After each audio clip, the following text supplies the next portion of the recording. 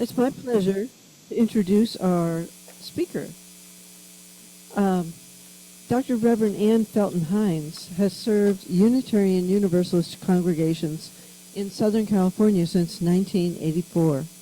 Upon official retirement in 2014, Emerson UU Church granted her Minister Emerita status. She chairs the San Fernando Valley Chapter of the ACLU, participates in actions to preserve our democracy, and volunteers weekly as a pianist at Kaiser Medical Center in Woodland Hills. Please join me in welcoming Reverend Ann.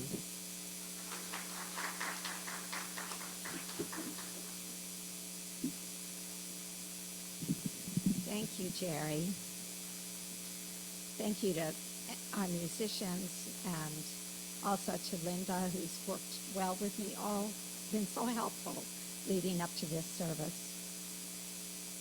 In 1974, when my daughter was about 8 or 9 years old and my son was about a year old, a children's book was published by the Ms. Foundation called Free to Be You and Me.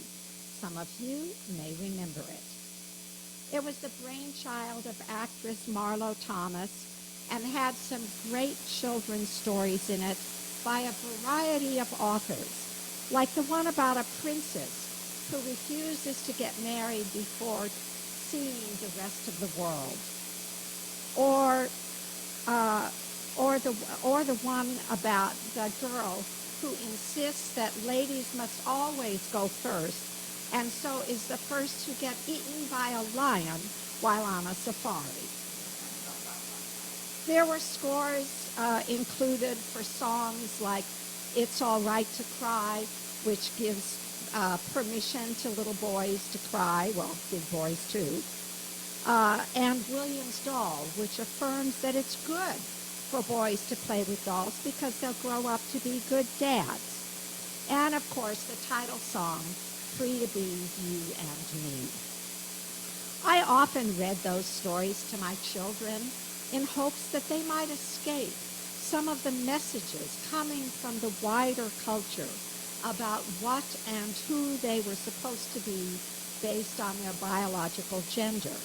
Unfortunately, the stories made no difference with my children. My daughter only wanted to play with dolls, and my son insisted on trucks and squirt guns. Shortly after the book was published, a group of well-known entertainers collaborated with Thomas to turn her book into a television special, which was even more engaging than the book. It's quite delightful to watch big old football player Rosie Greer singing It's All Right to Cry. And oh my God, hearing Carol Channing say, ladies first, was really quite amusing. Now, I was reminded of that show in 2020, right as we were learning of the COVID virus and being told to isolate at home to protect ourselves and others from catching it. Now, I know some of you here use that time to clean out your garages or learn how to make sourdough bread or start that new project you've been putting off because you didn't have enough time. But I am proud to say I didn't do anything worthwhile during that time. I just started binging on a lot of old TV programs like West Wing and MASH, even some old episodes of Alfred Hitchcock, which really tells you how old I am. One of the shows I discovered during that period of isolation was a mini-series called Mrs. America. I think you can still find it on Hulu. It's a dramatization of the struggle to pass the Equal Rights Amendment back in the late 1960s and early 70s, an effort that sadly and truly astonishingly has still not come to fruition. The final episode of that series ends with Gloria Steinem and her boyfriend joining another couple to watch the TV special, Free to Be You and Me. And suddenly, as I sat on my couch watching that episode, I was transported right back there with them in 1974, filled with anticipation and waiting eagerly for the show to begin.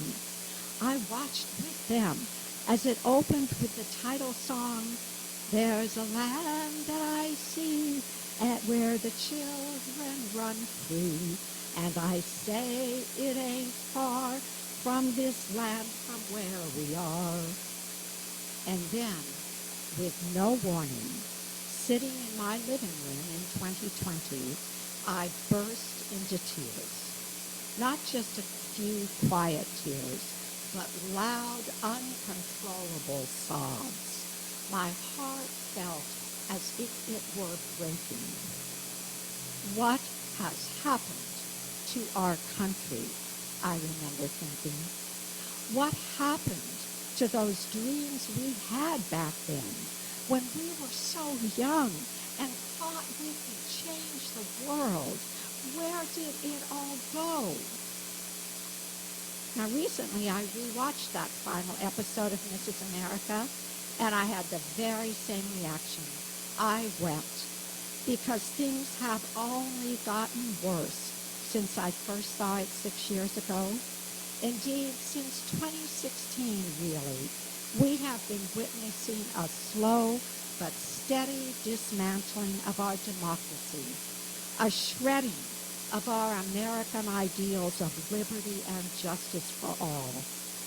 We had a bit of a break after 2020 with a new president, though the Supreme Court still managed to begin overturning major protections for women and people of color.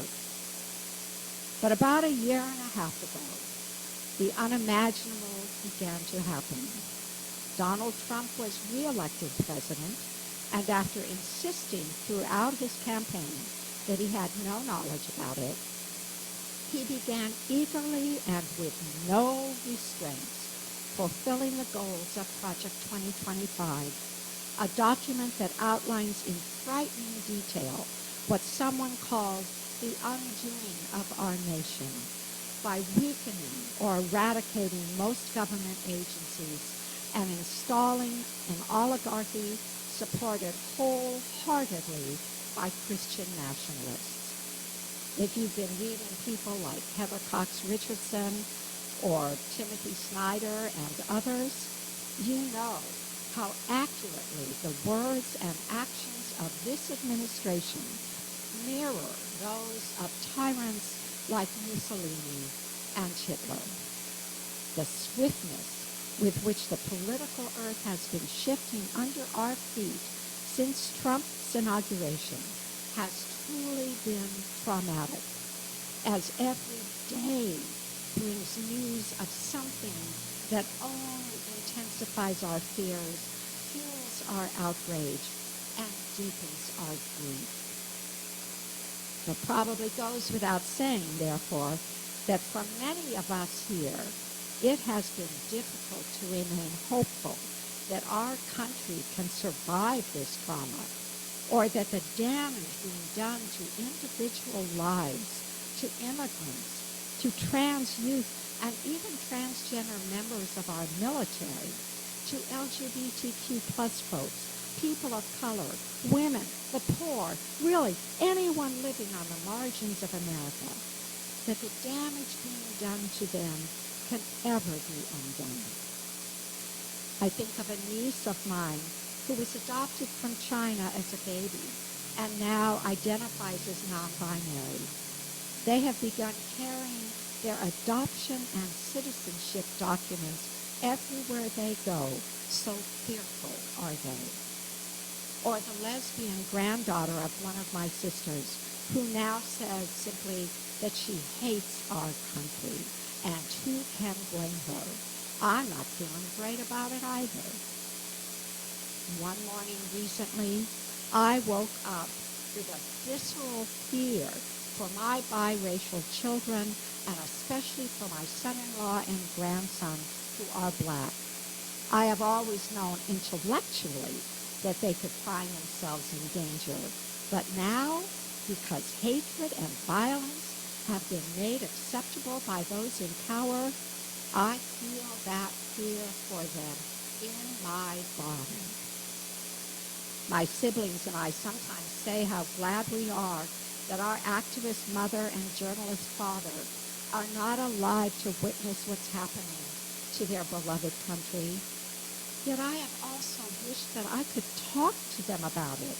I wanted to ask them how they kept their faith during the years of McCarthyism, when people they knew were losing jobs after being investigated by the House Un-American Activities Committee. Did they ever sink into despair and hopelessness? Did they want to crawl back into bed and stay there, as I feel like doing some mornings? I suspect many of you feel that way too sometimes. But that is exactly what the members of this current administration want us to do. It is exactly what they expect us to do.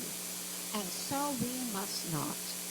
We must stay awake and find points of hope, as difficult as that may be sometimes, and then reflect that hope out to others. Indeed, you and I must become that hope. One of the foundations of our Unitarian Universalist faith has always been justice for those who are marginalized, who have been pushed to the edges. We have always said that we side with love. Indeed, we now claim love as the very center of our faith, with our values of justice, equity, and compassion emanating from that center. And we have always been a faith of doers, not just talkers. We know that we are to live our love out loud through acts of justice and compassion. Now, I know that this congregation lives such love out loud. You pack lunches on a regular basis for your unhoused neighbors. You've been working, well, every year, I'm told, you get recertified as a UU Green Sanctuary, which I know in the beginning was a complicated and long process. Anyone looking at your website can see your commitment to economic justice, to the rights of LGBTQ plus folks, to the work of anti-racism, to justice for immigrants, and on and on. And I imagine many, as individuals, many or most of you are doing acts of justice. You are not practicing hopelessness or despair. I am reminded of the words of one of my favorite Holly Meir songs. I will not sing it because listening to my singing voice once was quite enough for you. The words are, I am open and I am willing. For to be hopeless would seem so strange. It dishonors those who go before us. So lift me up to the light of change. I am witnessing glimmers of that light of change every day, not only in faith communities such as this one, but in every corner of our nation. Thousands of large and small protests that continue nonstop around the country. Constituents of congressional leaders showing up at town hall meetings and demanding that their representatives stop the cruel and mostly illegal actions of this administration. People showing up at courthouses, Home Depots, Targets, and other places to stand in solidarity and document ICE grabbing immigrants and disappearing them. Oh my goodness. Some of the president's own party in Congress even began to break from him this past week. It is these acts of courage and resistance that keep my faith alive. They are what remind me that despair and cynicism are never the answer. The way to remain hopeful is to remain a part of the solution through our acts of justice. everything we do, no matter how small it may seem, helps bend Theodore Parker's moral arc of the universe toward justice. We may not see it immediately. We may not even see it in our lifetime, though I have vowed I will not die until I know this national nightmare is over, or at least on its way to being over, until I can be sure that my grandchildren and great-grandchildren will be safe. A while back, Reverend Sarah LaWall, who serves the UU congregation in Boise, Idaho, and whose daughter is transgender, posted a picture on Facebook of herself wearing a T-shirt with pink and blue lettering. "You'll have to go through me," it read, signifying that Sarah is an ally of trans folks. I responded by posting that I was sure if I, this small 81-year-old woman, were to wear a T-shirt proclaiming "you'll have to go through me," any anti-trans person would simply laugh and shove me aside. But then someone I've never met replied to me, "My son is trans, and if he saw you wearing that T-shirt, he would be thrilled." And so I ordered it. I should have brought it with me this morning, and I wear it proudly, along with my many other political T-shirts. It is a small act of resistance, my wearing these T-shirts, but it is something I can do during these terrifying times. I know it creates a sense of solidarity with some of the people in grocery stores and elsewhere, some of them who, when seeing my shirt, say thank you. And I must believe that whatever small acts you and I do will someday make a difference for the children. After watching that episode of Mrs. Emerita 6 years ago, I posted on Facebook about my meltdown upon hearing the song "Free to Be You and Me," and the despair I was feeling about our country.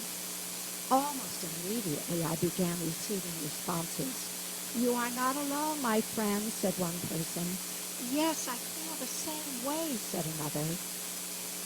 But the best response came from my daughter, who was by then in her late 50s. "I also watched that episode of Mrs. Emerita," she wrote, "and I started singing along. I didn't even know I still knew the words. Hope that puts a smile on your face," which it did. In fact, it prompted me to order the book, since I'd given mine away many years ago. I ordered 2 copies so I could give one to my daughter. I know it put a smile on her face. We are living in terrifying and bewildering times. It can be tempting to let go of our faith that America can be a place where the children run free, or that whatever actions we take makes a difference for them. But we cannot lose that faith. We must remember that we are not alone, especially when in a religious community such as this one.